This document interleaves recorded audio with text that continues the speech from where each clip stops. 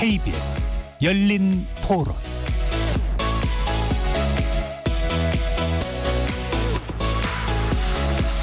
안녕하십니까. KBS 열린 토론 정준희입니다.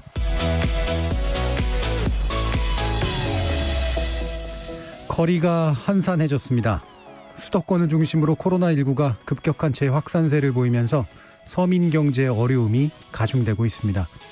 사회적 거리두기 2단계가 수도권에서 전국으로 확대된 데 이어 확산 통제가 어려워질 경우 3단계 격상까지도 검토되는 상황이라 경제적 충격에 대한 고민과 우려가 깊어지지 않을 수 없습니다.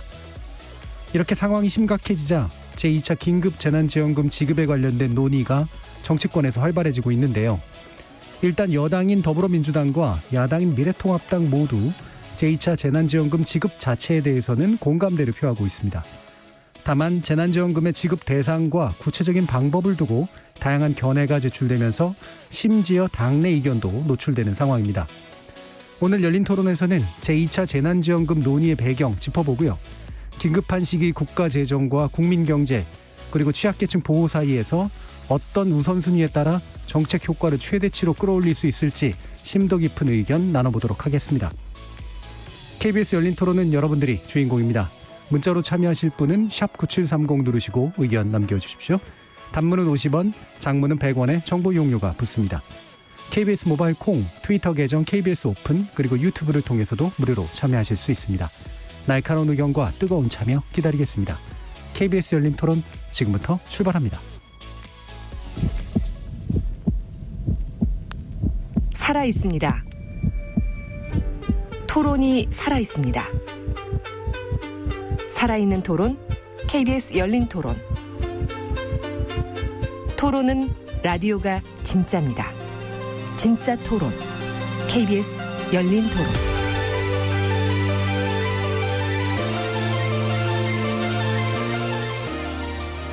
오늘 논의를 위해 세 분의 국회의원 모셨는데요. 먼저 더불어민주당 정일영 의원 나오셨습니다. 네, 안녕하세요. 인천 연수을의 정일영 의원입니다. 반갑습니다. 자, 그리고 미래통합당의 중산층 서민경제위원회 위원장이시기도 하시죠. 홍석준 의원 나오셨습니다. 예, 안녕하십니까. 대구 달서갑의 홍석준입니다. 자, 그리고 기본소득당 용혜인 의원도 함께 하셨습니다. 네, 안녕하세요. 기본소득당 용혜인입니다. 자, 청취자 여러분의 다양한 의견도 기다리고 있겠습니다. 자, 말씀드렸듯이 코로나19가 확산되면서 2차 긴급재난지원금 지급이 필요하지 않는가라는 논의 자체가 일단 활성화되고 있는데요. 기본적으로 이 긴급재난지원금에 대한 입장을 세 분께 간단히 먼저 듣고 쟁점 토론 들어가도록 하겠습니다. 먼저 정일영 의원께 여쭐까요? 네, 반갑습니다. 현재 코로나19가 예기치 않게 지금 확산 일로에 있습니다. 그래서 긴급재난지원금 관련해서 이제 논의가 활발하게 지금 진행되고 있습니다만 저는 이제 우선 너무 확산이 급하니까요. 예. 방역에 초점을 맞춰가지고 방역에 최대한 총력을 기울이고 이런 것이 만약에 지속된다면은 긴급재난지원금 지급은 필요하다고 생각을 하고 있습니다. 예. 일단은 방역에 초점을 맞추되 긴급재난지원금은 현 상황으로 보면 아마 네. 불가피하지 않을까 싶은 이런 상황이 조기에 진정되지 않는다면. 네, 알겠습니다. 홍석준 의원. 예, 저도 정 의원님 말씀처럼 일단 방역에 최선을 다해야 되겠고 이 기간이 좀 길어진다면 우리나라 경제 특히 중소기업 소상공인에 막대한 타격이 일 거기 때문에 2차 재난지원금은 필요하지만 1차 재난지원금 같은 그런 어떤 형태와는 좀 다른 형태로 좀 진행돼야 되겠다. 좀 이 생각을 좀 갖고 있습니다. 예, 1차와는 좀 다르다라는 건 아무래도 전 국민에 대한 일반적인 지급은 아닐 필요가 있다. 뭐 이런 정도. 그렇습니다. 약간은 좀 선별적이면서도 예. 또한 좀 더 효과적인 부분에 대해서 그냥 무차별적인 아닌 좀 더 효과적인 부분에 대해서 할 필요가 있다고 생각합니다. 알겠습니다. 자세한 내용 아마 또 이따도 논의하실 수 있을 것 같고요. 용혜인 의원 어떠신가요?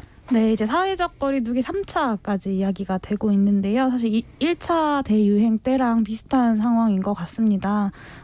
기본적인 쉼을 위해서 그리고 경제적인 어려움을 해결하기 위해서 방역과 경제 두 마리 토끼를 다 잡기 위해서 재난지원금 두 번째 지급이 필요하다고 보고 있고요. 예.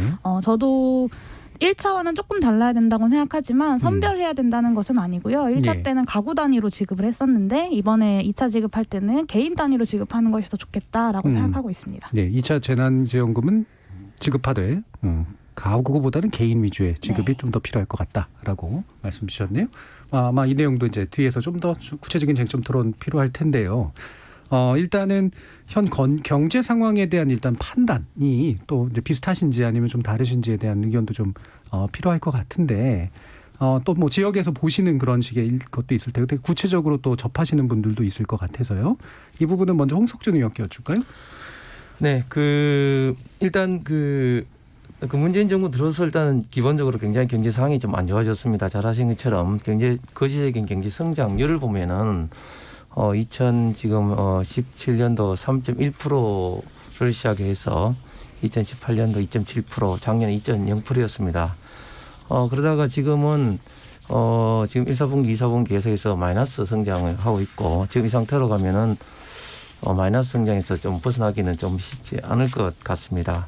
좀 또 미시적으로 조금 더 보면 통계청 자료입니다만은 2019년도 연말 기준으로 저희가 이제 소상공인이 561만이었는데 올해 6월 말 기준으로 547만 14만 명이 지금 감소했다는 그런 어떤 통계청 발표가 있었고 기업 파산 신청이 607월까지 625건 이것도 엄청나게 올랐습니다.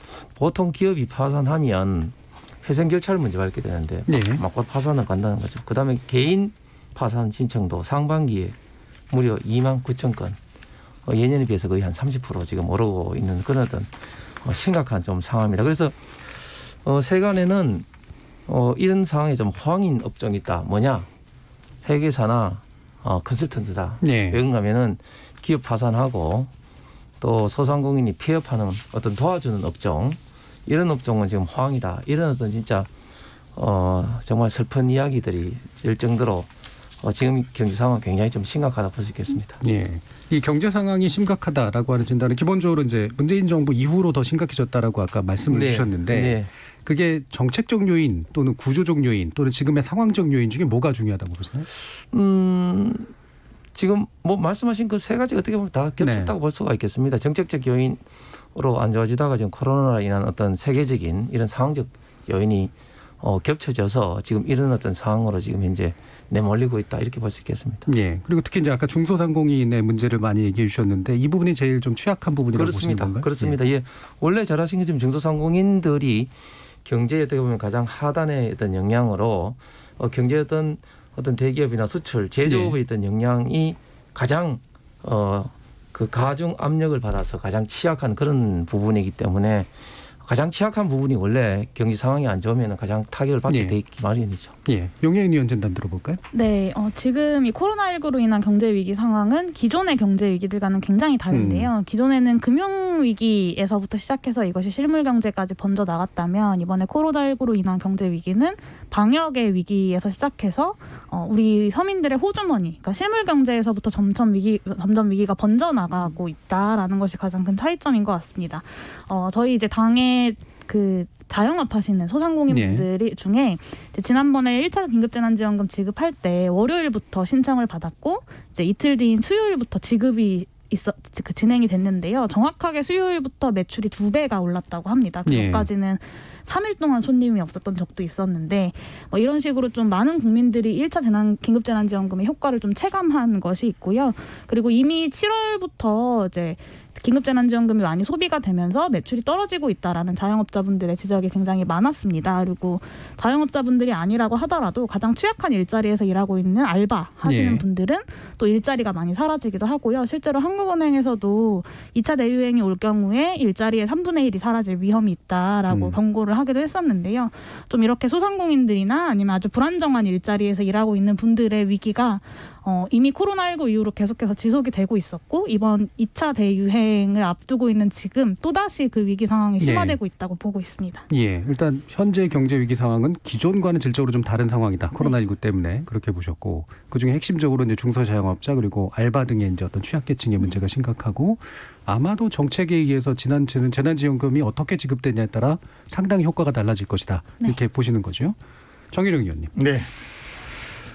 경제 전반을 논하기엔 좀 시간이 부족할 것 같고 일단 코로나19에 집중해서 본다면은 코로나19로 인해서 전 세계가 다 어렵지 않습니까? 그래도 우리 문재인 정부에서 최선을 다해서 현재 뭐 경제 성장률을 마이너스 한 1%, 한국은행에서 뭐 조만간에 발표가 있겠습니다만 예. 그 비해서 다른 나라들은 마이너스 5% 또는 10%가 더 다운되는 그런 나라들이 많은데 그래도 우리나라는 상당히 잘하고 있다고 문재인 정부가 잘하고 있다고 생각을 합니다. 그렇지만 좀 더 범위를 좁혀서 보면은 코로나19로 인해서 소상공인이나 자영업자 특히 청년층들이 굉장히 어렵고요. 한국은행에서 코로나19에 관련된 고용의 그 취약성을 측정한 거라면 보면은 비재택형, 비필수직, 대면을 많이 하는 접촉형, 다시 말해서 비정규직이라든지 저소득층, 청년 또 여성분들이 상당히 그 노출이 많이 돼 있고 고용이 취약한 걸로 나옵니다. 그래서 예. 그런 분들을 어떻게 더 보호하고 더 좀 잘해드리냐가 중요한데요. 뭐 우리 지역에서도 보면은 이제 음식도 뭐 잘 안 팔리고 왜냐하면 이제 뭐 여러 가지 모임들이 다 취소되니까요. 예. 그리고 또 제가 공항에도 있었습니다만은 공항이라든지 여행 뭐 관광 이쪽은 완전히 뭐 90% 이상 다 줄었지 않습니까? 너무나 어렵죠. 식당도 그렇고. 그래서 지난번에 정부에서 1차 긴급 재난지원금을 지급하고 나서 조사를 해보니까 가구당 월 평균 소득이 2, 4분기에 한 4.8% 정도 늘었어요. 그래 이전 소득이 증가해서 그렇게 된 거고 월 평균 가구당 지출도 한 1.4%가 늘었습니다. 그래서 이런 걸 종합적으로 볼 때 1인 뭐 자영업자라든지 서민층 소상공인 중심의 2차 긴급재난 지급이 좀 필요하고요. 예. 1차처럼 이렇게 지급이 되면은 여러 가지 효과가 많이 나타날 걸로 그렇게 보고 있습니다. 그렇지만 일단 지금은 우선 방역에 총력을 기울이는 게 제일 중요하다고 생각을 합니다. 예. 그러면 아까 이제 방금 또 정일영 의원님이 이 부분을 지적해 주셨기 때문에 이 부분 논의로 곧바로 이어져 볼까 하는데 일단 1차 재난지원금의 효과가 상당 부분 있었다라고 이제 여러분들은 물론 판단을 해 주셨지만 방금 이제 수치로 얘기해 주신 그런 측면을 보면 어쨌든 이제 가구 소득 제일 취약한 가구들의 소득이 공적 이전에 의해서 이제 증가한 거로 일단 네, 나오고 그렇죠. 일정한 소비 진적 효과가 있는 거로 나오잖아요. 네. 이 부분 좀 더 구체적으로 어떤 정도의 효과가 확실히 있었다라고 판단을 하시나요? 예, 보면은 그 소득 5분위 그 가계를 보면은 소득과 지출이 모두 이제 고르게 다 증가를 했습니다. 그리고 소득이 낮은 계층의 소득 증가율이 더 더 높았거든요. 높았고. 예. 그리고 근로 사업 재산 소득은 모두 감소를 했습니다. 근데 감소했는데도 불구하고 이전 소득이 큰 폭으로 그러니까 한 80% 정도 증가를 했어요. 그러다 보니까 가구 소득이 이제 늘었거든요. 이런 식으로 어려운데도 불구하고 소득 5분의 계층 모두 소득과 지출이 늘었기 때문에 굉장히 지난번에 그 지원금, 예. 재난지원금 지급은 효과가 있다고 지금 그렇게 보고 있는 겁니다. 예. 지금 이제 소득 보전 효과는 확실하게 좀 나오는데 네. 근데 그만큼 이제 소비가 그만큼 늘어났다라고는 또 이제 아니잖아요. 네. 약간의 갭이 좀 있는데 이 부분은 이제 재난 상황이기 때문에 소비를 다 할 수 없는 거라고 보시는 건가요? 그런 것도 있고 또 이제 저소득층에서는 그 일종의 저축의 개념으로 예. 해서 좀 덜 쓴 것도 덜 있고요. 쓰게 되고. 예. 그래서 만약 이번에 한다면은 그걸 이렇게 일정 기간을 정해가지고 지역 시장에서 쓸 수 있도록 예. 그렇게 하면 더 소비 진작 효과는 클 걸로 지금 보고 있습니다. 그래서 이후에 재난지원금은 그런 소비 진작으로 이어질 수 있는 그렇죠. 구체적인 방법이 좀 필요하다. 네. 예, 용 의원님. 네, 실제로 이 민간 영역의 소비가 그 상반기에 우리나라의 경제 성장률을 이렇게 요즘 말로 멱살 잡고 하드캐리했다라고 하는데요. 예, 예. 한국은행에서 발표한 자료를 보면 이제 수출 같은 영역에서 엄청나게 이제 마이너스 성장률을 기록했지만 민간 소비 부분에서 보면 1분기에는 전기보다 마이너스 6.5%를 기록했습니다. 근데 긴급재난지원금이 지급됐던 2분기에서는 1.4% 플러스 1.4%로 반등을 했습니다. 그러니까 다른 모든 영역에서 다 마이너스를 기록할 때 이 예. 민간 소비 영역에서 플러스 를 기록했던 것이 있고요. 그리고 통계청에서 소비 판매 지수 발표한 것을 보면 1분기에는 마이너스를 기록했지만 4월에서 6월까지 3개월 연속 증가세를 보였습니다. 근데 이 4월부터 6월까지가 긴급재난지원금이 이제 5월부터 지급되기 시작했으니까요. 예, 예. 정확하게 이 긴급재난지원금이 지급되고 민간 영역에서의 소비가 경제를 하드캐리했다라고 볼 수 있는 것이죠. 그러니까 확실히 그 4월에서 5월에 이르는 기간 동안에 이제 소비를 그나마라도 좀 지탱해 준 거는 재난지원금 지급 네. 효과인 그렇죠. 건 분명해 네. 보이는데요. 홍 의원님은 어떻게 보시나요? 예, 저희가 이제 그 국가 경제를 볼 때 정확하게 좀 봐야 되는데요. 지금 어제 얘기할 때 그 홍남기 그 부총리도 이야기를 했지만 일단 2차 재난지원금은 정부에서 일단 지금 현재 상태는 좀 생각하지 않고 있다. 그렇게 이제 이야기를 하고 있습니다. 예. 그 배경은 과연 이제 재난지원금의 1차 효과가 어디 있겠느냐, 어느 정도 있겠느냐 이걸 정확하게 좀 봐야 되는데 일단 국회 그 예산 그 정책 예정처의 자료에 의하면은 제가 1차 재난지원금을 이제 그 중앙구청에서 한 14조 정도 그리고 한 3조 3천억을 이제 지방정부에서 한 17조 3천억이 투입이 됐습니다. 네. 그런데 이제 여기서 이 이제 투입된 어떤 그 재원에서 어떤 부가가치를 창출했냐. 부가가치 창출이 한 8조 5천억 창출했다. 네. 통상적으로 돈을 투입을 하면은 최소한 그 돈 이상의 부가가치를 창출해야지 최소한 본전이라고 생각하는데. 네. 승수효과 뭐 이런 것도까지. 이게 네. 뭐 50%밖에 안 되는 거죠. 여기서 또 기재부는 더 이제 소득 효과가 얼마냐. 현재 기재부에서 평가는 소득 효과가 4조 7천억이라고 보고 있습니다.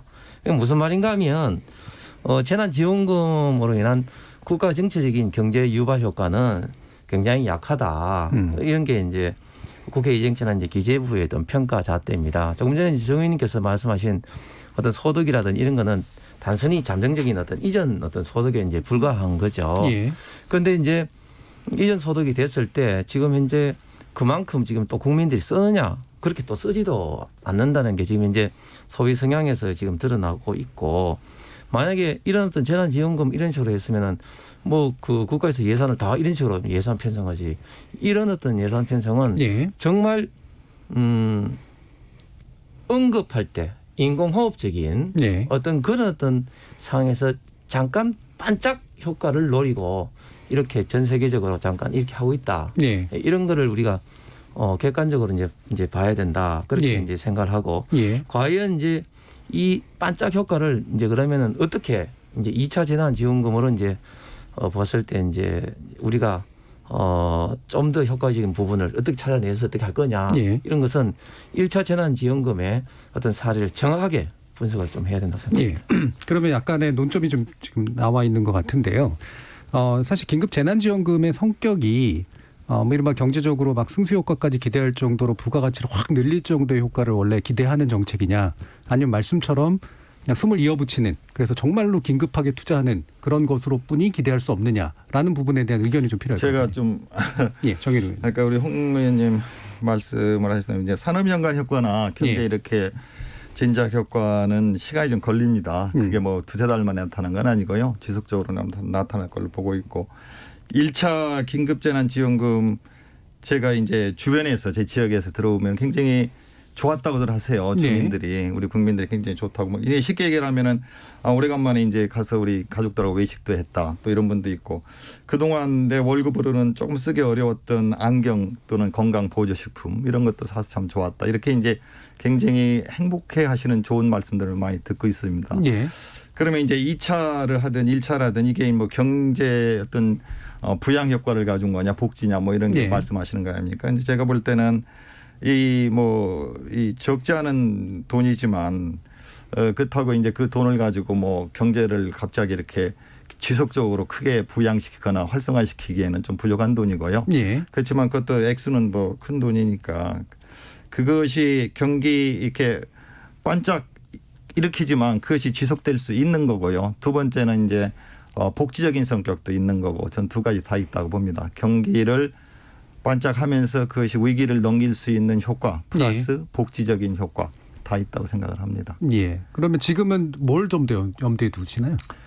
지금 이제 2차 재난지원금은 어떤 면에서 뭐 이거다 저거다 지금 말씀드린 대로 두 가지 효과가 다 있는 거죠. 예. 지금 어려우니까 어려운데 어려운 계층에 중점을 둬서 지원한다 그러면은 거기에 어려운 분들이 그 어려움을 극복할 수 있는 그런 효과가 제일 큰 거죠. 그 예. 효과는 뭐 이제 그 어려움을 극복해서 더 이 경제가 좋아질 수 있는 전체 우리나라의 경제는 반도체라든지 큰 산업이 이끌지만 예. 지역 경제를 좀 살릴 수 있는 효과는 분명히 있다고 보고요.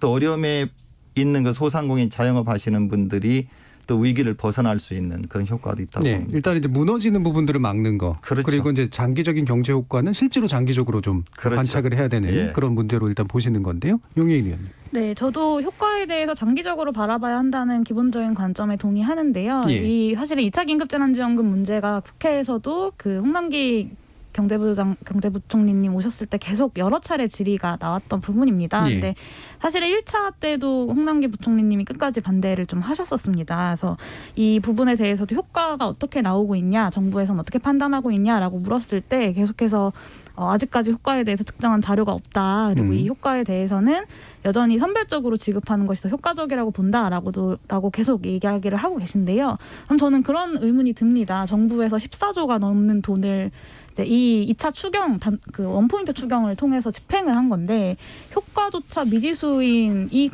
미지수인 정책에 이렇게 큰 돈을 집행하겠다고 결국에 결정을 한 것이었는가라는 예. 질문이 좀 남고요. 그리고 이번 위기는 분명하게 생산의 영역에서 위기가 발생한 것이 아니라 소비의 영역에서 발생했죠. 사실은 생산의 영역에서 위기가 발생했으면 우리가 생필품의 부족 같은 것들을 네. 겪었을 텐데 우리나라에서는 뭐 휴지라던가 뭐 이런 생필품들의 부족이 마스크를 제외하고는 크게 발생하지 않았었습니다. 분명하게 소비의 영역에서 위기가 발생한 것이기 네. 때문에 이 수요 진작에 대해서 중점을 두고 이제 정책을 집행할 수밖에 없다라는 생각이 들고요. 그리고 전 세계적으로 역성장이 예고되고 있는 지금 이 민간 영역에서 내수 소비를 진작하는 것 외에 어떤 예. 이제 아주 즉시적인 효과가 있는 정책이 있을지 예. 사실은 지금까지 반년 가까이 그 내용들이 제시되고 있지 못한 것 아닙니까?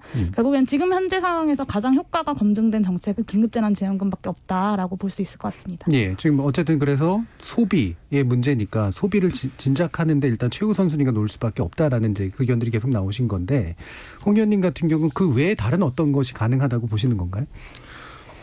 정확하게 이제 우리 용인이 말씀을 하셨는데 일단은 이제 소비 목적으로 물론 이제 뭐 구제적인 어떤 그런 목적도 예. 있죠. 근데 소비 목적으로 했는데 그 소비 대상이 결국은 중소기업 특히 이제 소상공인을 대상으로 소비를 진작시키기 위한 목적이 재난지원금이 되겠습니다. 예. 그래서 통상적으로 이제 캐시 현금을 하는 것이 아니라 일정 어떤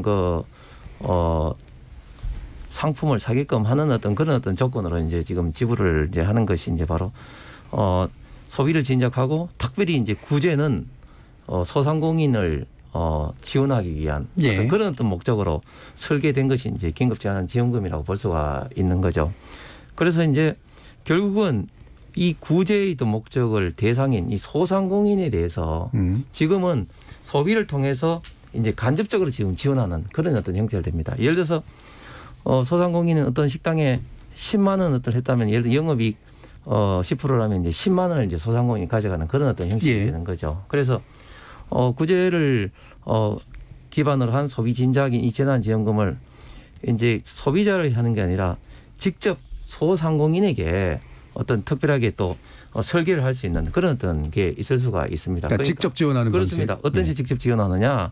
그냥 캐시가 아니라 예를 들면 시설 어떤 보조라든지 아니면 또 국세청의 어떤 그 세금이라든지 이런 거를 전년도에 예를 들면은 이 정도에 쓴 세금을 냈는데 지금은 어떤 그 코로나 때 뭐 지금 세금이 발생하지 않았다. 네. 그러면 어떤 세금을 면제 내지는 심지어 또 환급하는 이런 식을 통한 어떤 이런 어떤 제한한 지원금을 소상공인을 대상으로 특별하게 또 설계도 직접적으로 할 수 있다고 생각합니다. 예, 고의 방식이라는 게 이제 이런 가장 취약한 쪽에 직접적으로 이제 뭐 설비 지원이 됐건 뭐 신용 지원이 됐건 뭐 이런 방식들을 그렇습니다. 기대하시는 네네. 건데요.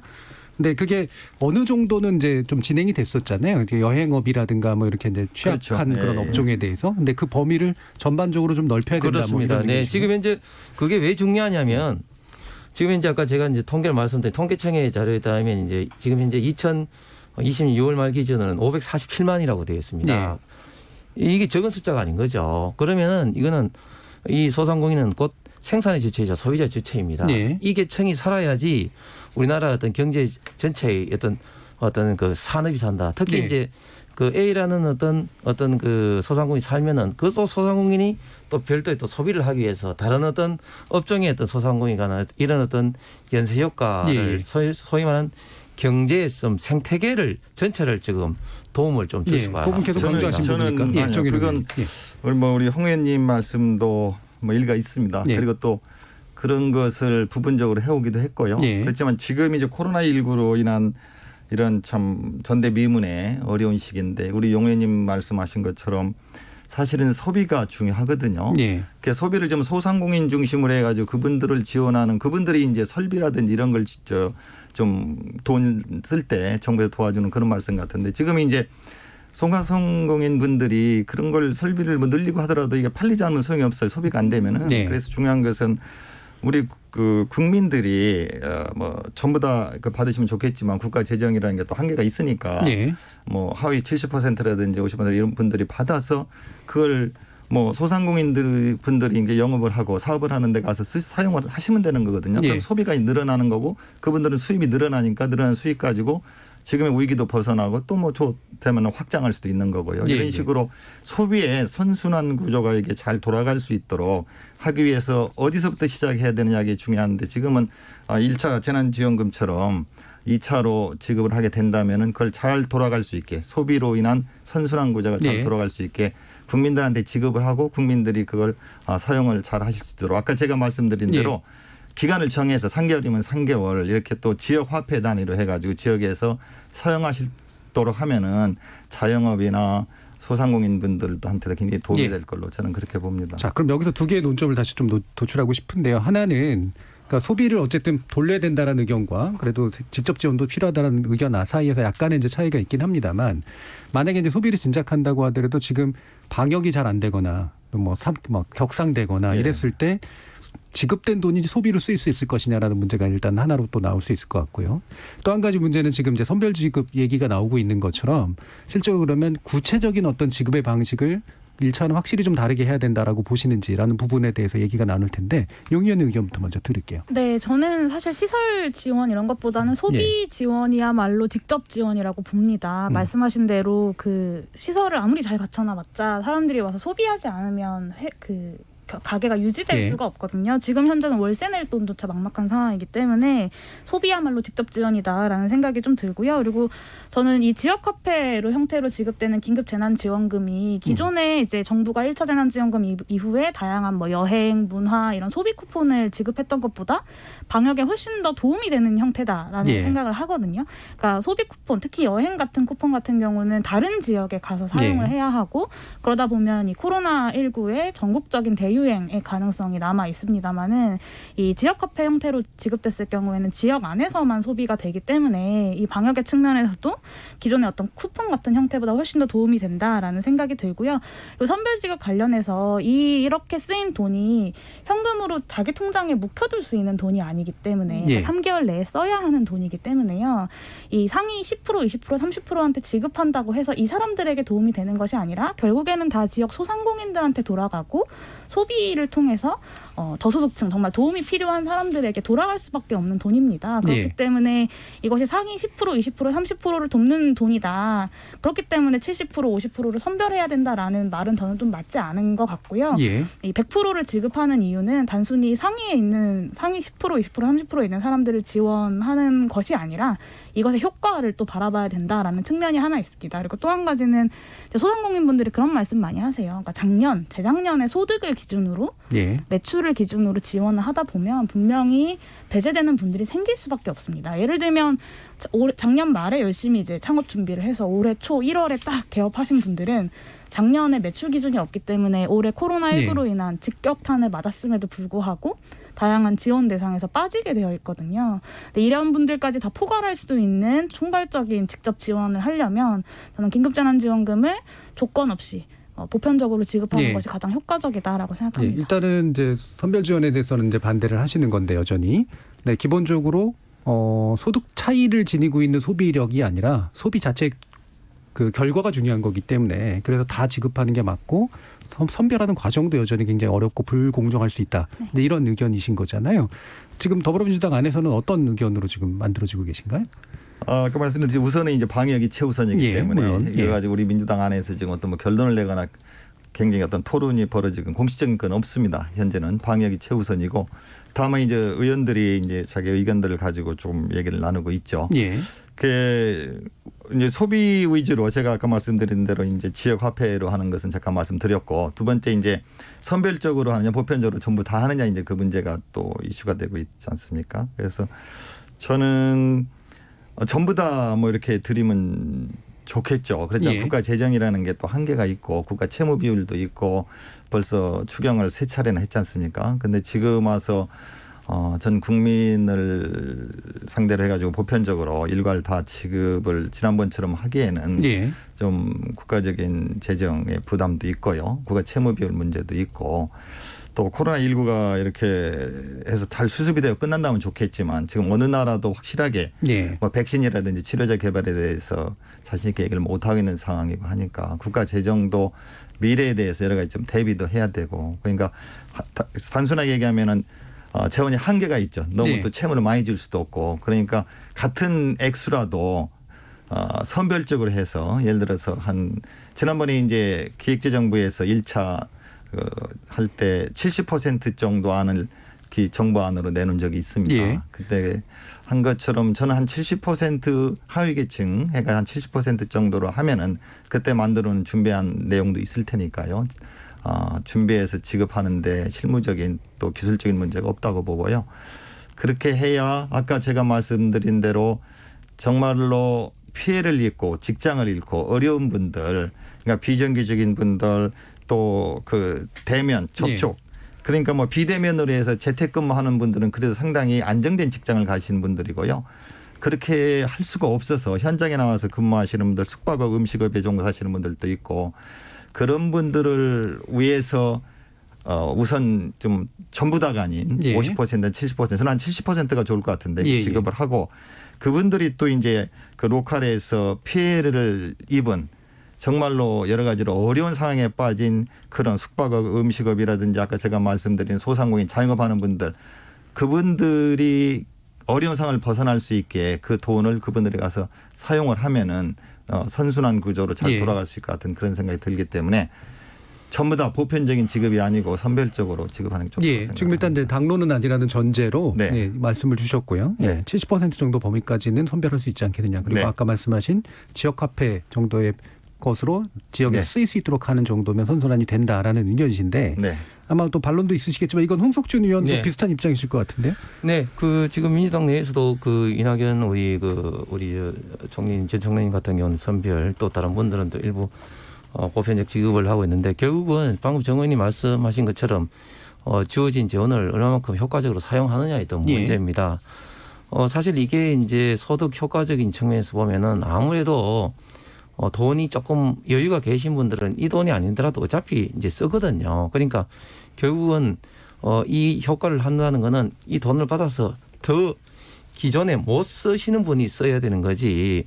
기존에 이제 예를 들면은 쉽게 말해서 소고기를 사 먹을 능력이 있는 분들 같은 경우는 이 돈을 받아서 소고기를 사 먹든 자기 돈을 가지고 소고기를 사 먹든 별 차이가 없고 소위 예. 말해서 어떤 대체 효과가 그만큼 이제 큰 겁니다. 그래서 소위 말하는 어떤 소득 유발 효과가 그만큼 발생하지 않는 거죠. 그래서 일단은 주어진 재원이라면은 상대적으로 좀 하위 계층한테 하는 게 소득 어떤 그 효과도 더 크게 이제 되는 예. 것이고 두 분이 제가 아까 드린 말씀에 조금 오해 같은데 사실은 이렇게 소비를 하는 것도 궁극적으로는 결국은 소상공인에 대한 어떤 소비를 통한 지원책입니다. 그렇죠. 예. 그래서 그런 부분에 대해서 제가 아까 예시로 이제 몇 가지 했는데 소상공인을 직접 지원할 수 있는 그런 어떤 모델도 할 수 있다고 이제 말씀드렸는데 거기 이제 사용처를 제가 아까 말씀드린 것처럼 어떤 세금이라든지 인건비라든지 또 어떤 세라든지 뭐 시설도 아까 제가 그 부분에 예. 그 부분을 말했고 어떤 그런 적정한 어떤 소상공인들이 가장 필요한 어떤 부분에 대한 적정한 설계를 통해서 직접적으로 지원하는 것이 소상공인이 하나의 소상공인이 아니라 아까 말씀드린 것처럼 이런 어떤 600만 가까운 어떤 그런 어떤 숫자가 서로는 어떤 생산과 소비의 주체이기 때문에 예. 어떤 경제 유발 효과나 부가가치 효과는 일반 소비를 통한 것보다는 국가 전체적으로 봤을 때 훨씬 더 클 수가 있다. 예. 이렇게 좀 생각도 듭니다. 예, 그 부분은 사실 제가 약간 궁금한 부분이 있긴 한데 그건 좀 뒤로 돌릴게요. 왜냐하면 그게 재난지원금 규모 안에서 그럼 잘라서 해야 되는 거냐 아니면 재난지원은 별도 소비 쪽으로 하고 기타의 재정을 마련해서 해야 되는 거냐는 또 약간 논의 네네. 여지가 있기 네네네. 때문에요. 네. 그럼 다시 용 의원께 여쭐게. 지금 두 분이 대체로 이제 선별지급 쪽으로 약간 기울어지신 이제 분위기인데 아마도 이제 근거가 되는 게 저소득층일수록 많이 받으면 그게 더 소비 여력을 높이는 효과가 있다라는 쪽인 것 같아요. 지금 OECD 이런 데서도 약간 그와 비슷한 의견을 내는 건 맞는 것 같은데 지난번에 효과도 보면 저소득층에 있어서는 이제 자꾸 이제 저축을 하려고 한다거나 덜 쓰려고 하는 쪽으로 나타났으니까 그래서 저소득층에게 외려 더 예전보다 2배로 준다거나 이렇게 좀 높여주는 방식으로 선별하는 게 필요하지 않겠느냐라는 의견에 대해서 어떻게 보세요? 네, 1차적으로는 10% 20%를 선별해서 지급하느니 안 하느니만 못하다라는 생각이 좀 들고요. 예. 왜냐하면 소상공인들에게 도움이 되는 경제적 효과라는 게 10% 20% 사람분들에만 지급했을 때는 사실은 거의 바라볼 수 없는 게 하나 있고요. 두 번째는 50% 70% 정도를 선별한다고 했을 때 왜 예. 선별하는지에 대해서 사실 설득하기가 굉장히 좀 어렵습니다. 이미 한번 전 국민이 경험을 했고요. 이것은 정치적으로도 이미 한번 경험해본 분들이고 이게 중위소득 기준으로 한다고 했을 때 이게 딱 네. 내가 버는 월급, 내 통장에 찍히는 돈을 기준으로 계산되는 것이 아니기 때문에 정말 필요하다고 느끼시는 분들도 배제되는 경우들이 굉장히 많이 생깁니다. 그리고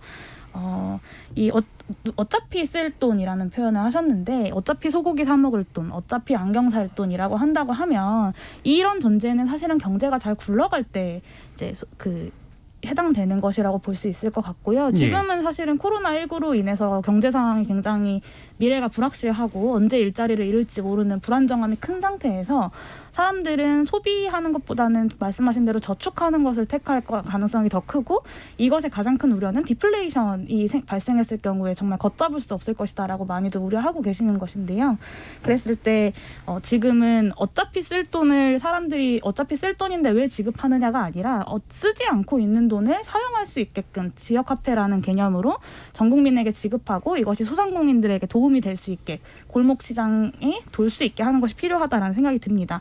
세금 감면 같은 경우는 아까 이제 시설 설비는 말씀을 드렸는데요. 세금 감면 같은 경우는 소상공인분들 지금 어차피 버는 돈이 없기 때문에 내는 세금 자체가 굉장히 적어질 수밖에 없습니다. 예년에 비해서. 그래서 세금 감면이라거나 세금 감면이라거나 시설 설비 같은 경우는 좀 직접 지원이라고 보기 어렵다라고 생각하고 있습니다. 예. 제가 정 의원님. 예. 예. 우리 용 의원님 말씀도 뭐 일리가 있습니다만 일단은 정리를 하면은요. 왜 선별적으로 지급해야 되느냐. 예. 용 의원님은 이제 다 일괄 지급을 말씀하시는 것 같습니다. 첫째는 왜 선별적이냐. 첫째는 소득이 줄어든 분들하고 소득이 별로 안 줄어든 분들하고 차이가 있지 않습니까?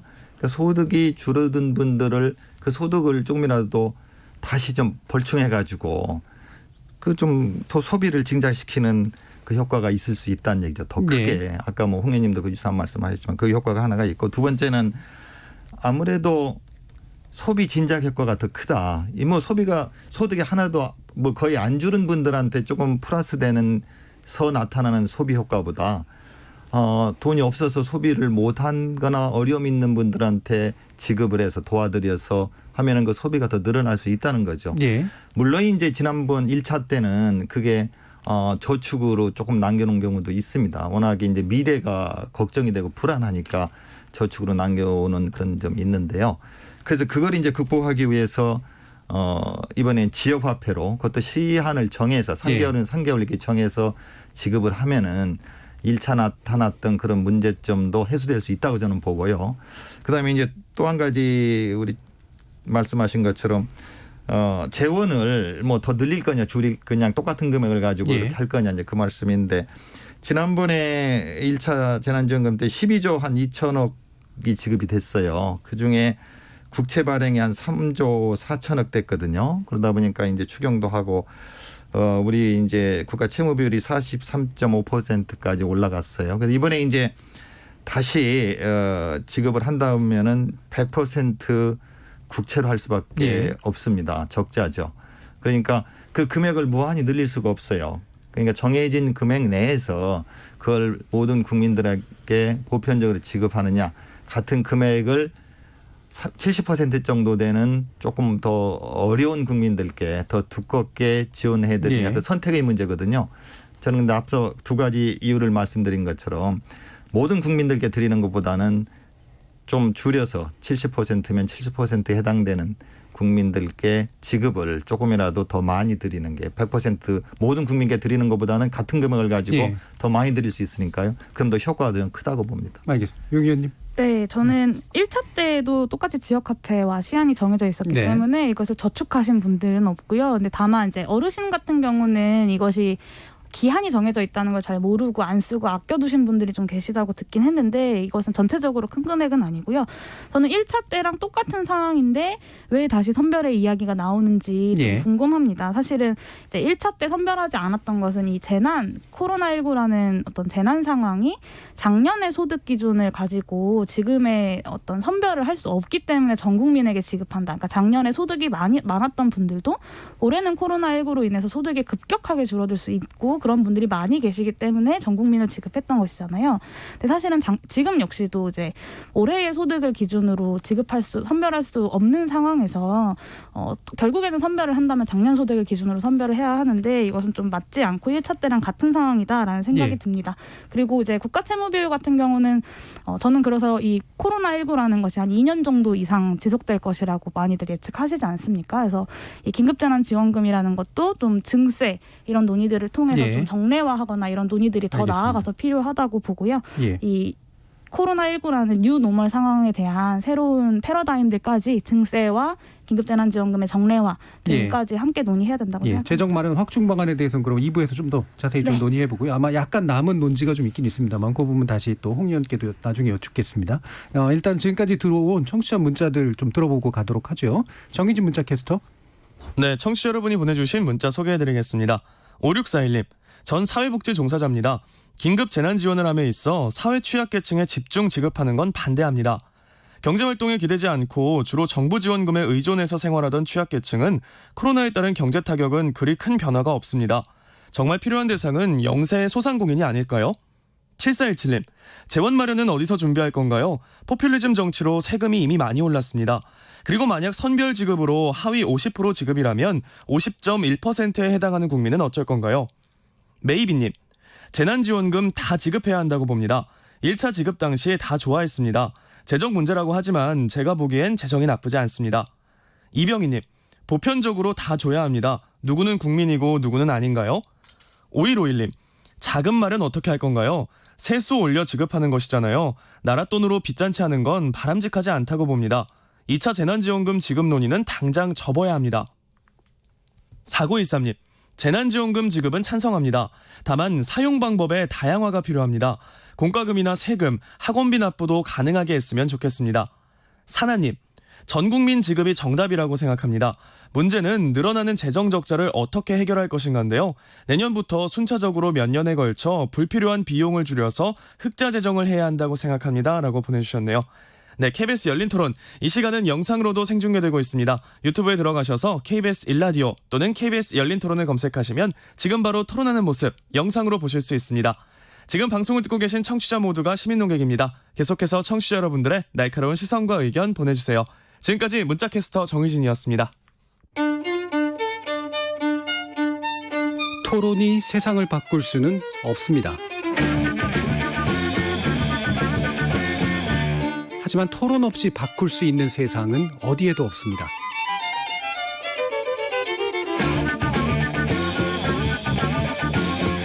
세상의 선한 변화를 갈망하는 당신. 정답이 아니라 질문의 힘을 믿는 당신. 우리 KBS 열린 토론에서 만납시다.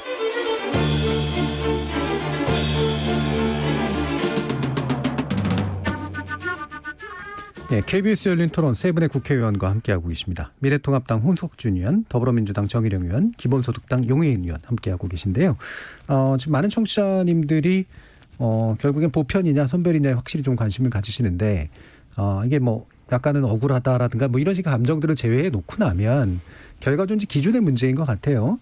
그래서 저희 또 HC님 같은 경우도 선별 기준을 만드는 게 얼마나 힘들고 오랜 시간 걸리는지에 대한 고려도 필요하다고 봅니다. 형평성 논란으로 이어질 게 뻔하고요 하면서 종옥님 생각의 조각들님, 천상의 가브리엘, 유경단, 7770님, 별이조아님 등 많은 분들이 다 이런 의견들을 좀 주셨거든요. 그래서 이 부분 또 간단히 좀 더 짚고 좀 가볼 게 필요할 것 같은데요. 홍석준 의원께서 또 선별 지급에 대해서 동의하시기 때문에 이 기준을 마련하는 게 좀 어렵고 비용이 들지 않느냐라는 계속해서 용 의원님 지적해 주시는 부분에서는 어떻게 보시나요? 예, 분명히 이제 그 사회적 합의를 이루는 데는 상당히 좀 진통이 좀 따를 수가 있을 것 같습니다. 지난번에는 이제 그 의료보험 기준으로 그 이제 그 70%를 이제 하려고 이제 했었죠. 그래서 그런 문제를 해결하는 것이 결국은 이제 이 국회에서 정치적 영역에서 이제 해결해야 될 그런 어떤 문제인데 일단은 가장 뭐 쉽게 이제 하는 게 결국은 이제 소득 계층별로 지금 현재 어떤 그 복지로 돼 있는 어떤 그런 어떤 빈곤층과 뭐 차상위 계층까지 뭐 한다든지 의료보험을 한다든지 어느 정도 저는 뭐 50%가 됐든 70% 됐든 어느 정도의 층은 이미 어느 정도 이제 형성이 돼 있다고 봅니다. 물론 이제 그 층이 이제 이런 어떤 그 재난지원금하고 무슨 관계냐 이런 식의 어떤 문제 제기는 얼마든지 좀 있을 수가 좀 있겠죠. 그래서 이런 어떤 문제가 좀 아주 명쾌하게 해결되지 않겠지만 결국은 이런 것을 이제 해결하는 것이 저희들 같은 어떤 국회의원들이 또 몫이 아닐까 생각합니다. 네, 그러니까 선을 그었을 때 정당성 문제, 사회적 합의 문제도 있고, 그다음에 긋는 방식에 관련된 문제도 있는데 긋는 방식은 충분히 기술적으로 해결이 가능하다라고 일단은 보시는 건가요? 예, 정일영 의원님. 네. 그 전에 아까 용혜인 의원님 말씀하신 그 저수층에서 일부 받아서 저축했다는 그 돈으로 저축했다는 의미보다는 그 이제 물론 다 지출은 되지 않았더라. 98% 정도는 다 사용이 됐는데 이번에 이제 가계 동향 조사를 보니까 소득계층별로 소비 성향이 재난 그 지원금 한 이후에 보면은 이 고소득층보다는 저소득층이 줄었어요. 사용하는 액수가. 왜 그런가 봤더니 그 재난지원금을 받았는데도 미래가 불안해가지고 결국은 소비를 줄인 경향이 나타나서 그것은 소득은 늘었는데 소비는 줄었거든요. 그만큼 저축으로 좀 흘러가지 않았나. 그냥 그런 생각을 했던 거고요. 그다음에 로컬 화폐로 그 한번 확인해 주시죠. 이게 약간 좀 궁금한 게요. 이게 이제 일반인의 눈으로 말씀을 드리는 건데 이를테면 재난지원금은 기한이 정해져 있으니까 어쨌든 모르는 분들을 제외하고 상당 부분 쓰시잖아요. 94%인가가 아마 쓰신 거로 이제 나오는데 그러면 이제 딴 데서 버는 돈은 조금 있고 여기서 받은 돈은 있기 때문에 기존에 버는 돈으로는 저축하고 받은 돈으로는 쓴다. 이런 컨셉으로 지금 봐야 되는 건가요? 어떻습니까? 그렇죠. 이제 그 받은 걸로는 사용을 하는데 기존에 그 소득이 있었던 그 돈을 저축하는 거죠. 그게 전체적으로 보면 소비 지출이 소득에 비해서 지출액이 고소득층에 비해서 적게 퍼센티지로 봐서 낮은 걸로 나타났어요. 그래서 그 부분이 어디로 갔을까 보면 저축으로 좀 갔다 이제 그런 걸로 좀 보이고 있는 거죠. 그래서 그 재난지원금에 가서 그 저소득층에 가서 그 돈이 그냥 바로 소비로 흘러가지 않는 경우도 있다. 그렇게 지금 보고 있는 겁니다. 네, 똑같은 문제가 나오는데 아까 용 의원님 지적해 주신 시한을 정하고 지역화폐로 하고 다 쓰도록 하면 현재 90몇% 이상이 썼듯이 어쨌든 선별지원과 상관없이 쓰게 된다라고 하는 거에 대해서는 어떻게 보세요? 그건 제가 아까도 말씀드렸죠. 그 1차 때 다소 이제 그게 뭐 여행이라든지 이런 데 쓸 수가 있었던 것을 이번에 좀 고쳐가지고 지역에서만 지역 화폐로 그것도 3개월이면 확실히 시간을 정해서 사용하도록 하면은 그런 문제점을 극복하면서 소비 진작 효과가 더 나타날 수 있다고 저는 이제 그렇게 보는 거죠. 제가 아까 제가 말씀드릴 때 그런 부분을 좀 말씀드렸는데 조금 이를 덮기 위해서 다시 한번 말씀드리면 정부 보조에 대해서는 다른 어떤 경제 어떤 효과에서 마찬가지로 소득 효과와 대체 효과라는 두 가지 효과가 발생하게 됩니다. 그래서 소득 효과라는 것은 그대로 이제 소득이 상승한 만큼 이제 소비가 이제 그대로 이제 되는 거고 대체 효과라는 것은 기존에 자기가 쓰는 것을 줄이고 어떤 그 정부 보조의 받은 걸로 소비되는 거죠. 그래서 예를 들면 자기 어떤 소득이 100인 사람이 예를 들어서 10을 이제 정부 보조를 받았다. 그러면 원칙적으로는 110이라는 어떤 그런 어떤 게 나와야 되는데 통상적으로 그렇게 안 나오고 뭐 105라든지 이렇게 나온다는 거죠. 즉 자기가 쓰는 것을 정부 보조를 위해서 대신해서 이제 쓰게 되는 그런 대체 효과는 나올 수밖에 없는 그런 어떤 원리입니다. 그러면 이게 지금 약간 궁금해지는 건 저소득층을 위주로 이제 지원을 해야 된다라는 게 이분들이 소득이 줄었으니까 이제 그걸 보조해 주는 그런 어떤 의미도 있고 소비 진작 효과도 있는데 그렇죠. 소비 진작만으로 따지면 전 국민에게 지급하건 선별 지급하건 차이는 별로 없을 거라는 그런 궁금증이 좀 들거든요. 아니 제가 말씀드린 이제 그런 대체 효과가 상대적으로 잘 사는 사람들이 훨씬 더 있다는 거죠. 예. 그러니까 어떤 상대적으로 못 사는 분들은 정부 보조를 일단 다 쓸 뿐만 아니라 지금 기존에 있는 이제 자기가 쓰는 것도 다 쓸 가능성이 이제 굉장히 이제 많다는 거죠. 예. 그러니까 정리하면은 소득이 이제 1차 지급했을 때 이야기입니다. 소득이 높은 분들은 거의 이제 100% 다 쓰고 예. 기존에 갖고 있는 돈들도 좀 쓰시고 저소득층은 지급된 것들은 쓰셔야 되니까 1차 쓰고 기존에 이제 수입이 있던 것 중에 상당 부분을 아껴가지고 저축으로 좀 흘러가고 이런 이제 구조가 됐거든요. 그러니까 이제 2차 지급할 때 그러면 어떻게 할 거냐는 얘기인데 결국은 이제 지급한 돈들은 결국 다 쓰이는 쓰이겠죠. 형태로 갔어요. 예. 아까 말씀하신 것처럼 94%에서 98%까지 다 지출이 됐으니까요. 그리고 어려운 계층에 있는 분들은 그 돈이 그만큼 더 도움이 됐다는 거죠. 예. 예. 그러니까 소득이 높은 분들보다 어려운 하위 저소득층 분들한테 그만큼 더 효과가 컸다고. 아까 제가 말씀드렸듯이 경제 어떤 활성화, 경기 진작 효과도 있지만 복지적인 효과도 있다고 말씀드린 게 예. 이제 복지적인 측면에서 이제 그렇다는 거예요. 저소득층을 도와드려서 그분들이 그걸 아까 말씀대로 뭐 건강 보호제도 살 수 있고 뭐 다른 옷도 살 수 있고 이런 식으로 그동안 못했던 것을 사용을 효과가 있단 말입니다. 예. 이제 그런 게 나타날 수가 있고 그다음에 아까 말씀하신 전부 다 지급 보편적인 지급이냐 이제 선택적인 지급이냐 선별적인 지급이냐 그 말씀인데 결국은 아까 청취자분들도 말씀하신 것처럼 국가에서 재원이 충분하면은 다 지급하면 좋죠. 모든 분들께 뭐 70% 이렇게 잘라가지고 그러면 71% 들어가는 건 어떻게 할 거냐 이제 그런 기술적인 테크니컬한 문제들이 있는데 그렇지만은 재원이라는 게 한계가 있고 국가 이제 이번에 지급한 것은 전부 이제 채무거든요. 예. 누군가 이제 그 나중에 재정 부분은 좀 이따 말씀 주시고요. 예. 기준을 효과적으로 잡을 수 있는 방법에 대해서 좀 말씀 주시죠. 예. 그건 이제 아까 말씀드린 여러 가지 뭐 건강보험료상의 가구 기준을 적용하는 게 1차적으로 제일 좋다고 보고요. 예. 그 이제 기획재정부에서도 지난번에 지급할 때 70% 안을 내놨거든요. 예. 그러니까 그거는 뭐 중위 개념으로 하든 하위 개념으로 하든 건강보험료 가구 기준을 적용을 하면은 기술적인 문제지 얼마든지 나눌 수 있다고 봅니다. 다만 이제 그 마지널 경계선에 해당되는 분들이 나는 아슬아슬하게 못 받았다라는 어떤 박탈감, 그 예. 억울함, 예. 박탈감 이런 게 생길 수가 있겠죠. 예. 그렇지만은 저는 큰 정책을 집행할 때 그건 좀 국민들이 그런 건 좀 이해를 해 주셔야지 100% 만족하게 할 수는 없거든요. 그러니까 설득의 문제로. 설득의 문제고 또 예. 어떤 이해의 문제죠. 그러니까 50대 50 하면 더 그 문제가 커질 걸로 봐요. 왜냐하면 예. 50% 국민은 받고 50%는 못 받고.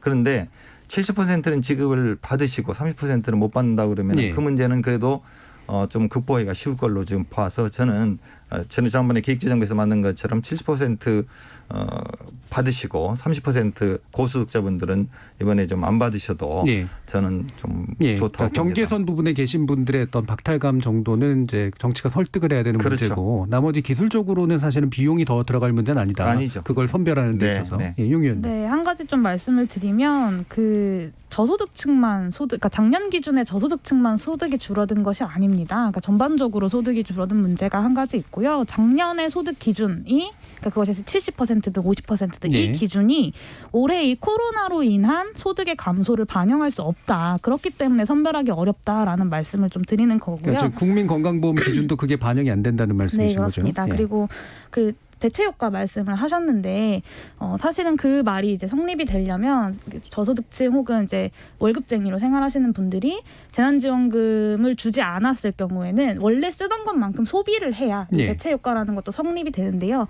저는 두 분 의원님들께서 한번 지역구에 가셔서 물어보시면 어떨까라는 좀 제안을 드리고 싶은데 많은 분들께 예전에 사용하던 것만큼 그러니까 코로나 이전에 소비하던 것만큼 쓰시겠습니까?라고 물어보면 그렇게 쓸 거라고 대답하시는 분들은 아마 거의 안 계실 겁니다. 그러니까 이 대체 효과, 그러니까 사람들이 저축을 하고 불안한 미래를 대응하기 위해서 저축을 하는 것이 긴급재난지원금 때문이 아니다라는 말씀을 좀 드리고 싶고요. 그리고 이제 아까 이제 그 시청자 문자에서 나왔던 것처럼 50.1%, 70.1%는 어떻게 할 거냐라고 많이들 말씀하시는데 여기에 이제 정치적 불안정성이 그렇죠. 하나 있는 것이 있고 두 번째는 이 소득 역전의 문제가 발생합니다. 그러니까 70%에 있는 분들과 70.1%에 있는 분들이 이 긴급재난지원금을 선별해서 지급했을 경우에 이 소득의 역전 현상이 예. 발생합니다. 그러니까 이 문제를 과연 정의로운 문제라고 볼 수 있는가? 그러니까 여기에 대해 반발하시는 분들에게 그냥 양해해 주세요라고 할 수 예. 있는 문제인가에 대해서 우리가 이거 선별해서 지급을 하자라고 할 때는 좀 대답을 해주셔야 될 것 같습니다. 언제나 이제 나올 수밖에 없는 문제죠. 이제 사실 그 네. 부분을 선별 지급을 했을 때. 용 의원님 예. 말씀 일리 있습니다만은 예. 생각해 보면은 소득이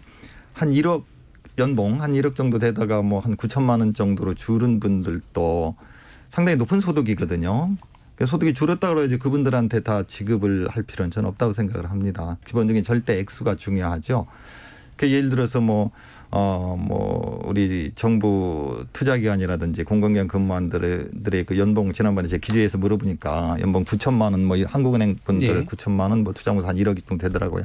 그런 분들께 굳이 이 국가 채무로다가 이 지원금을 드려야 될 필요가 있나 저는 없다고 봅니다. 예. 그래 근데- 오히려 고생하시는 분들 저소득층 분들 그분들께 조금이라도 더 지급을 하는 게 낫지 굳이 그걸 보편적으로 모든 분들께 다 드리면서 그 액수를 줄일 필요는 저는 없다고 근데 보거든요. 방금 용 의원님 지적은 그 중에서도 이제 그 경계선에 있는 분들 가운데 네. 안에 들어가면 받을 수 있는 돈이 생겨버리니까 그 약간 벗어난 분들보다 외려 그분들이 이제 더 소득이 결국 이제 늘어나니까. 이게 플러스 마이너스 효과가 예. 있는데요. 예. 이제 이렇게 했을 때 국가 채무가 늘어나죠. 결국 그렇게 되면은 예. 저 모든 국민들께 같은 액수를 지급한다 그러면은 국가 채무가 늘어나는 거고 선별적으로 지급하면은 이게 경계선에 있는 분들이 예. 다소 억울해질 수 있는 면이 있죠. 예. 있는데 이 정책도 정치의 선택의 문제라고 생각을 합니다만 예. 저는 아까도 말씀드렸지만은 저소득층 하위 기준의 70% 분들께 드리면은 그분들이 조금 더 많이 지급을 받는다면 그래도 효과도 있고 설득과 양해의 문제는 이제 우리 예. 정치의 문제라고 생각을 알겠습니다. 합니다. 자, 그럼 재정 문제를 이제 어쨌든 계속해서 이제 지적을 해주셨기 때문에 지금은 네. 이제 1차하고는 확실히 다른 게 전부 다 적자 국채가 발행돼야 되는 상황이고 이후로도 또 뭔가를 대비해야 되기 때문에 이게 이제 사실은 기재부에서 계속 설득하는 말이긴 하거든요. 기분 비슷한 의견이십니까, 홍 박사님? 네, 그렇습니다. 지금 문재인 정부 들어와서 지금 재정이 엄청나게 지금 팽창을 좀 하고 있습니다. 그 박근혜 정부 때 마지막 연도에 이제 400조를 막 돌파해서 슈퍼 예산이다 이런 어떤 이야기를 했었죠. 그런데 지금 올해 2020년도는 지금 이제 3차 추경까지 다 합치면 거의 570조 예. 가까운 그런 어떤 예산이 편성됩니다.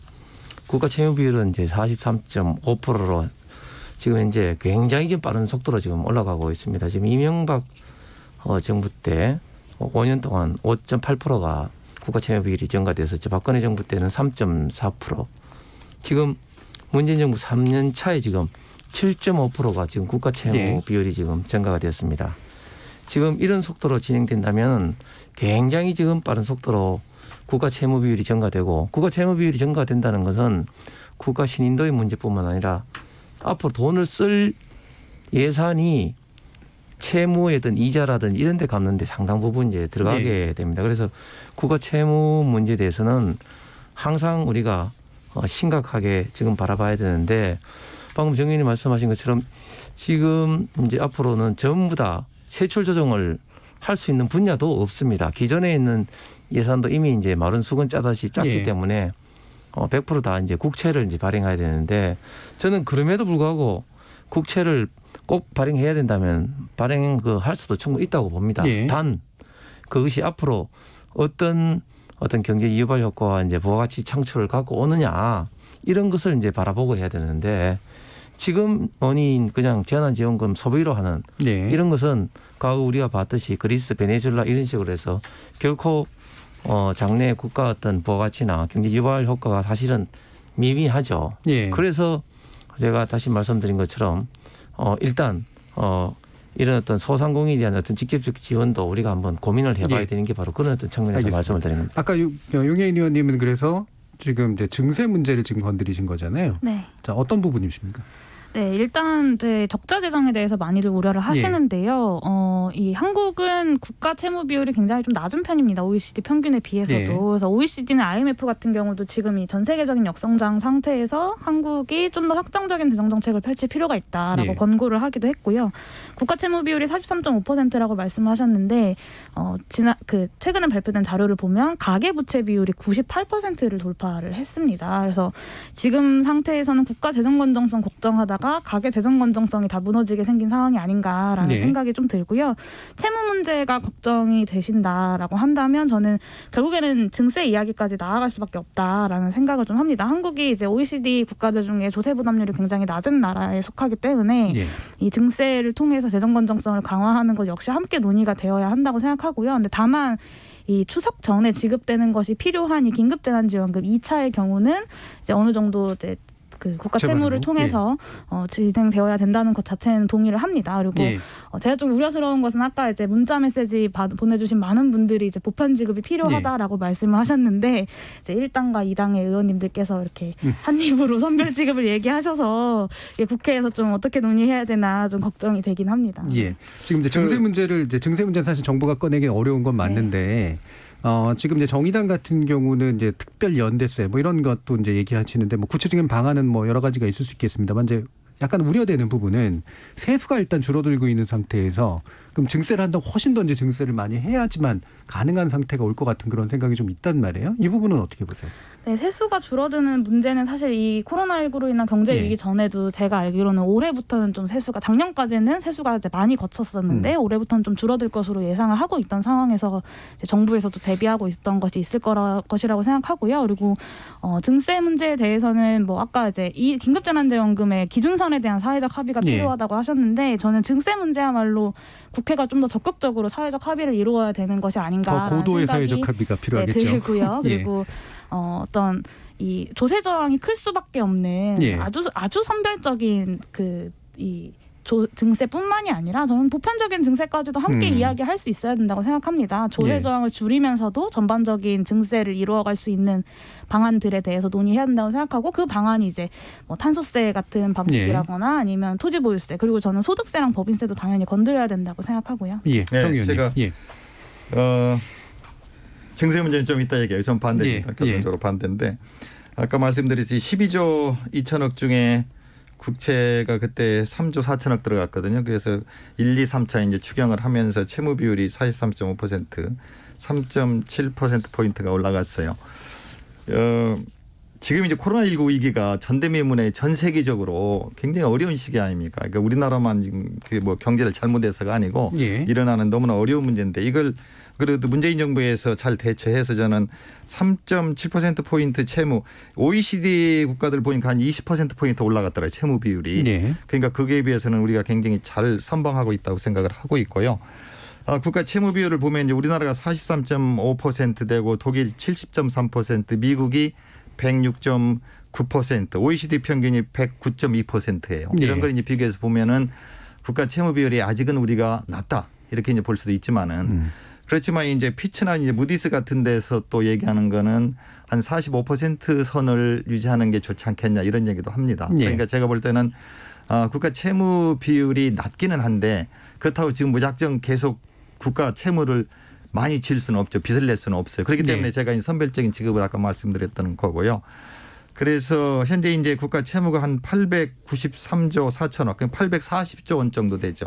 그래서 그걸 제한적인 범위 내에서 꼭 필요한 경우만 늘리는 게 저는 필요하다고 보고 증세는 정말 어려운 문제입니다. 이 세금을 이렇게 쉽게 생각하면은 많이 거두면 좋을 것 같지만 법인세 같은 경우가 올해 잘 거치지 않고 있거든요. 굉장히 줄어들고 있죠. 예, 그래서 제일 큰 문제인데요. 법인세를 올린다 그러면은 그게 또 이제 기업에 여러 가지 기업 활동하는데 많은 제약을 줄 수가 있고 부담을 줄 수가 있거든요. 그래서 우리가 시장경제주의인데 또 개인의 뭐 소득세를 올릴 수도 없는 거고 그러니까 증세 문제는 굉장히 국민들께 부담을 드리고 예민한 이슈이기 때문에 지금 뭐 코로나19 문제로 인해서 갑자기 증세 문제를 꺼내면 이게 또 다른 문제를 크게 만듭니다. 그래서 증세는 쉽게 꺼낼 수 없고 또 증세는 쉽게 저도 찬성을 못 합니다.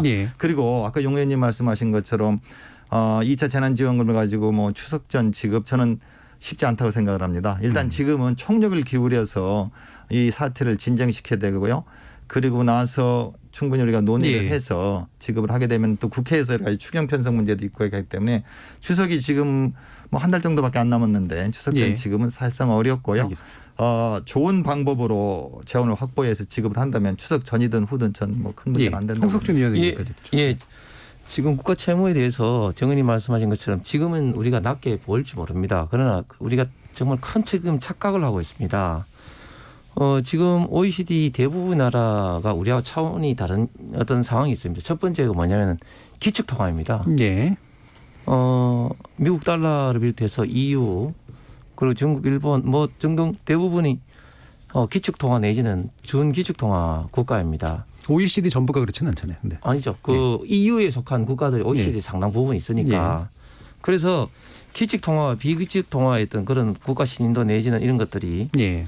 굉장히 국가 채무 비율에 미치는 어떤 영향이 크다. 두 번째는 속도의 문제입니다. 아까 제가 말씀드린 것처럼 우리나라 굉장히 지금 채무 지금 증가 속도가 빠르다. 예.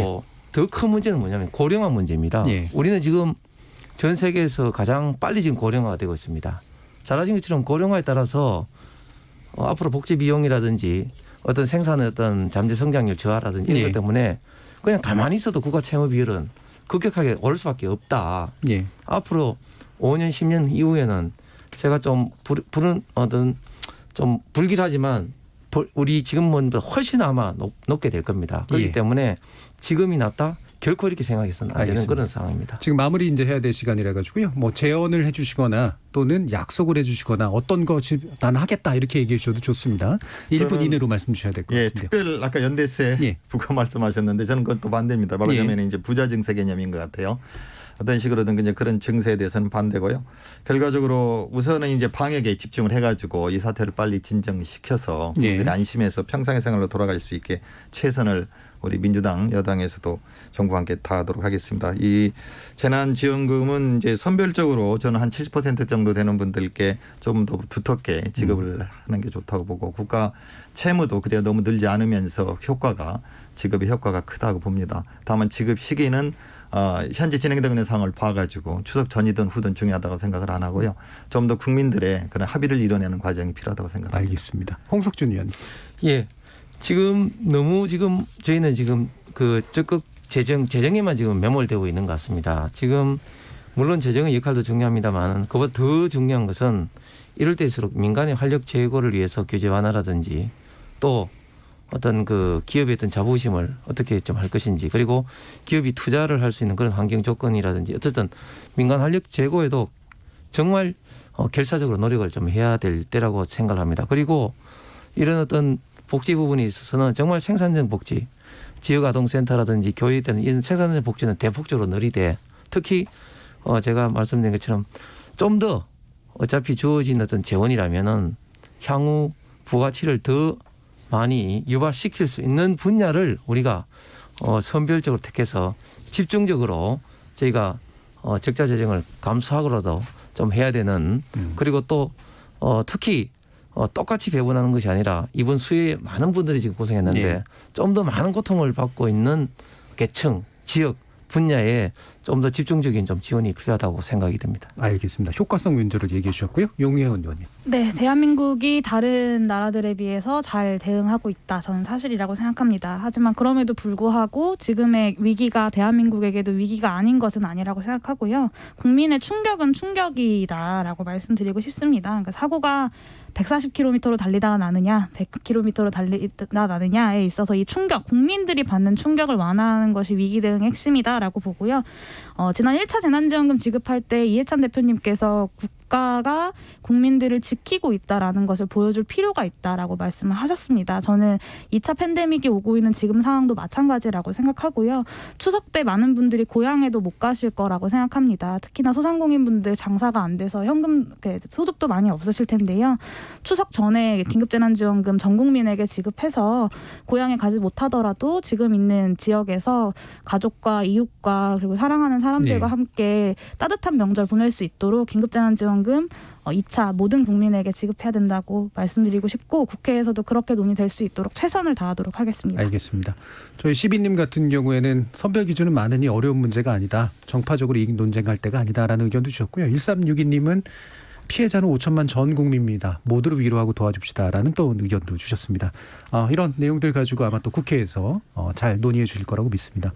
오늘 토론 함께해 주신 용혜인 의원, 홍석준 의원, 정일원 의원 세 분 모두 수고하셨습니다. 네, 감사합니다. 감사합니다. 네, 감사합니다. 저는 내일 저녁 7시 10분에 다시 찾아뵙겠습니다. 지금까지 KBS 열린 토론 정준이었습니다.